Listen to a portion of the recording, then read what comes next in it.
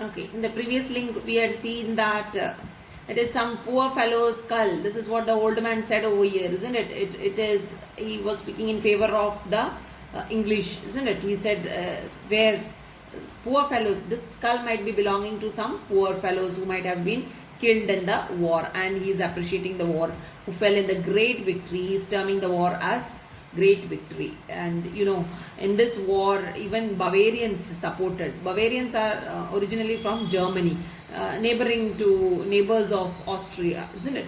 So these people, Bavarians, also supported the English. That is why he was in support of in favor of English. He's speaking over here because his people were in support of. Actually, he was not there. He was very small at that time when the war took place, and that is why he was speaking in support of the English, because his people too supported them, right? I find them in the garden, for there's many here about, and often when I go to plow, the plowshare turns them out. So he says, I find them in the garden. So he says, I find this type of skull always in the garden. He says, the old man says, I normally find these type of skulls in the garden, for there's many here about, and there are many skulls like this lying in the garden, he says, because many were killed at that time. So he says, whenever he went to plow his field, that is what has been said, and often when I go to plow, the plowshare turns them out. So when he plows, plowshare in the sense when he turns out the soil, what comes out is the skull. That is what he's saying over here. So often the skulls come out. This is so because thousands of people were killed in this battle of Blenheim. So he is back again, we can see over here. So I find them in the garden, for there is many here about. So he says there are many skulls. I always find them in the garden. Often whenever I go to plow, and when I turn the soil up, I see these type of skulls. This is what he says over here. Let us move to the next page. For many thousand men, said he, were slain in that great victory. So he says thousands of people were killed in this war, were slain in the sense were killed in the battle of Blenheim, in that great victory. Again, he is referring to the battle as a great victory, as if it was something natural, as if he was proud of this great victory. Can anyone become so proud of the great victory? It was great victory, it is said. Great victory, okay, fine. Great victory, he is speaking. He is again and again repeating this, okay. So this is the usual style of ballad, right? So that line is again repeated throughout. Repetition of this particular line, great victory. Every stanza you can find, almost all the stanzas you can find the line. So that is the speciality of ballad. So normally all ballads have these type of words, repetition. Now let us move to the next stanza. Now tell us what it was all about, young Peterkin, he cries. And little Wilhelmine looks up with wonder-waiting eyes. Now tell us all about the war and what they fought each other for. So the children were very excited. They were eager to know what the war was, because grandfather was saying it was a great victory, isn't it? So they were all anxious about to know what the war was, to know all about the war, all about whatever had happened. Now tell us what it was all about. Who said this? Peterkin, the young boy, said this. He said, tell us what all about it. And little Wilhelmine looks up with wonder-waiting eyes. What do you understand by wonder-waiting eyes? With keen eyes. Wilhelmine, the little girl, she also looks up with wonder-waiting eyes. So she too wanted a reply. She too wanted an answer to this question, what her brother had asked. Now tell us all about the war and what they fought each other for. So they wanted to know everything about the war and why they fought this war. So they wanted to know the reason. You can see the inquisitive children over here. They not only they wanted to know about the war, they wanted to know why, what they fought each other for. They wanted to know the reason for what they fought. But you can understand from this children, this generation. So that is another thing you can understand over here. A generation gap you can see in this particular poem, right? Children were inquisitive to know what the reason was for the war, but grandfather was not interested at his time. That is why he was not knowing the reason for the war. That is what you can understand from this particular poem. So he says, "It was the English," Caspar cried, "who put the French to rot, but what they fought each other for I could not well make out. But everybody said," quoth he, "that it was a famous victory." So he says, Caspar is saying it was the English. So he says it was the English, right? English who completely defeated the French. So he is saying who put the French to rot, in the sense the English were the ones who rot means defeated, completely defeated. That is what it means, isn't it? So that is what he's trying to say over here.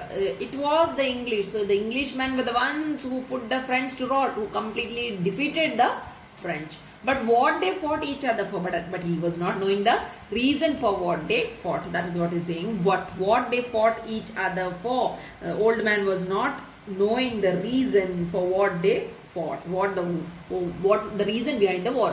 I could not well make out. That means he was not knowing.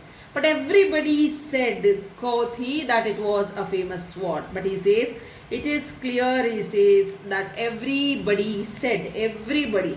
He don't know what the reason was, but he says, everyone was saying that it was a famous victory. So he says it was a famous victory. So what the people generally said, that is what he's saying. Because at that time, he was small. That we'll come to know in the next stanza.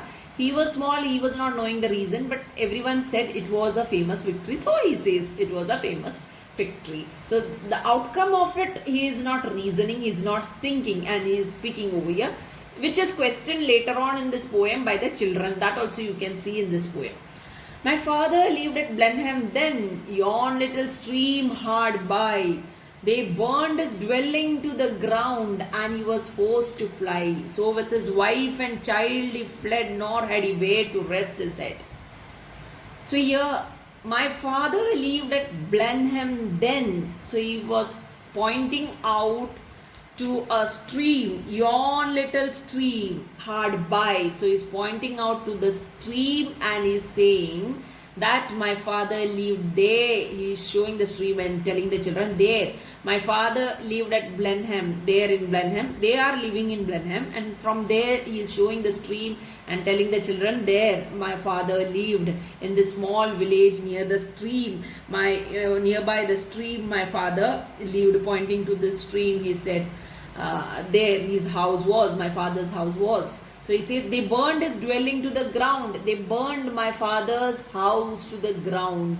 So nothing was left. The entire house was burned. That is what it means. They burned his dwelling to the ground. Means nothing was left. It was in ashes totally. The house was burned, destroyed. And he was forced to fly. So then no other option. When the house was burned, so it was, he was afraid of his own life, life of his wife, life of his child. So he had no other option in front of him. He had to run away from there. And he was forced to fly. So he ran away from that place, right? Out of the fear of his life, he ran away. His father, whose father? Old Caspar's father. Old Caspar's father ran away from his house. With his wife and child he fled. With his wife, old Caspar's mother, father, and along with old Caspar. Old Caspar is the child mentioned over here. Child he fled. So with the child, with old Caspar, with his wife, old Caspar's father, ran away from that village Blenheim. Nor had he where to rest his head. He was not knowing where to take shelter. Nor had there wasn't any place for them to take shelter. That is what has been mentioned, to rest his head, in the sense to take shelter. Next stanza. With fire and sword the country round was wasted far and wide, and many a childing mother then and newborn baby died. But things like that, must be at every famous victory. So he says, with fire and sword the country round, war, how the war takes place, isn't it? There'll be fire, there'll be killing, murdering people, right? So that is what fire and sword. So many, the country round, so many were killed, many were slain, many thousands of people, as we had seen earlier, were killed over here in this war. Was wasted far and wide. With fire and sword, the country round was wasted far and wide. So many people were killed far and wide. It was totally ruined far and wide. Many a childing mother then, many women who were pregnant, the mothers who were carrying, right? Pregnant ladies were killed over here. Innocent people, you can see. Newborn baby, what they did wrong to others, what were they the cause of the war? No. Small babies, innocent babies, infants, right? Newborn babies were killed in this war. But things like that, must be at every famous victory. So this is ironically spoken by Caspar over here. But things like that, must be at every famous victory. So these type of things, he says, happen for every famous victory, he says. So, do you think that it is a right thing over here? Isn't it? Killing innocent people like this, pregnant ladies or just born children, isn't it? Small kids, babies like this, newborn babies. Are they involved in these things? Why they are killed, why they are given such a punishment, isn't it? So this type of destruction caused by the war, that is what is shown by the poet. Any war can lead to only destruction. This is what the poet is ironically showing through this poem, and that is why this word is used over here, famous victory, in this particular ballad. Okay, let us move to the next stanza. They say it was a shocking sight after the field was won, for many thousand bodies here lay rotting in the sun. But things like that, must be after a famous victory. So they say it was a shocking sight after the field was won. So he's saying that people said. So those who had seen, that time he was a small child, so he don't remember, so he don't know the outcome of it, he don't know the reason out of it. So he's saying people said that it was a shocking sight. What was the shocking sight? The war. The war was a shocking sight after the field was won, after the battle was won. That is what is being spoken over here, after the battle was won. For many thousand bodies here lay rotting in the sun. Thousands of bodies. What bodies? Dead bodies. Dead bodies were lay rotting in the sun. So thousands of dead bodies were lying in the sun, rotting. And any war, this type of destructions takes place, isn't it? Any war, the dead bodies, nobody takes the dead body. How to cremate the dead bodies? It's impossible. Too many. When thousands of people are dead, whose bodies who will pick? So it will be left in the open air, rotting by itself in the sun. So that is what was happening over here. Many were killed. Thousands of people were killed. So nobody had time to lift those dead bodies, wherein there was little time to heal those who were leaving, isn't it? Who were injured in the war. So hardly they had any time to pay attention or to give any attention to these dead bodies. So they were all rotting in the sun. But things like that, must be after a famous victory. So the old man is again saying that such things happen in the war at every famous victory. This is what he says over here. Let us move to the next stanza. Great praise the Duke of Marlborough won, and our good Prince Eugene. Why, it was a very wicked thing, said little Wilhelmine. Nay, nay, my little girl, quoth he, it was a famous victory. So he's saying great praise the Duke of Marlborough. So this is the Duke of Marlborough, the commander of the English, is saying great praise. So he's praising and the commander of the English commander who won the war, who won that battle, and a good prince and their prince Eugene who won, who fought, who supported the English barbarian, as I have told you. Why? It was a very wicked thing, said little Wilhelmine. So you see, the new generation. This is how she pointed out over here. The little girl, even though she was a small girl, she said, why? It was a very wicked thing, isn't it? How can a war become something great? Great praise. So he's praising. When the grandfather praised and spoke, the girl insisted over here. What is good in it? It is a wrong thing. It is a wicked thing. It is something bad which happened over here. It's bad which took place over here. This is what she spoke over here. She raised her voice, not in support to the war. She was against it, right? So against her grandfather, and she spoke, said little Wilhelmine. Nay, nay, my little girl, Caughty, it was a famous victory. So on this you can see the old man's defense of war. So he is telling the little girl, nay, nay, no, no, my little girl, Caughty, it was a famous victory. And he is saying, no, it was not a wicked thing. It was a the little girl is speaking the reality, isn't it? Wicked thing in the sense reality she's speaking. And he is saying, no, it is not a wicked thing, but it was a famous victory, the old man says over here. So this is the generation gap, one of the theme of the poem we are seeing over here, the generation gap, the understanding between the new generation, that is the grandchildren. So that's a generation gap you can see over here, the grandchildren and the grandfather over here. So this is the second theme of the poem. The first one of the poem, it's horrors of war as it is, isn't it? The destruction caused over here. That is one theme. Another theme is generation gap. And everybody praised the Duke, who this great fight did win. But what good came of it at last? Quoth little Peterkin. Why, that I cannot tell, said he, but it was a famous victory. So again, giving explanation to the little girl, the old man is saying, and everybody praised the Duke, everybody praised the Duke. The Duke, he did a great job over here. Who this great fight did win? He was the one who won the war. So everyone was praising the Duke. This old man started giving explanation to the little girl. Then at that moment, the little boy asked a question, but what good came of it at last? Quoth little Peterkin. Out of the war, what good thing happened? This is what the little boy asked. What good thing came of it at last? What good we got out of the war? This is what Peterkin asked. Isn't it a right question? Apt question to the old man. Why, that I cannot tell, said he, but it was a famous victory. So here he's not having any reason. Why?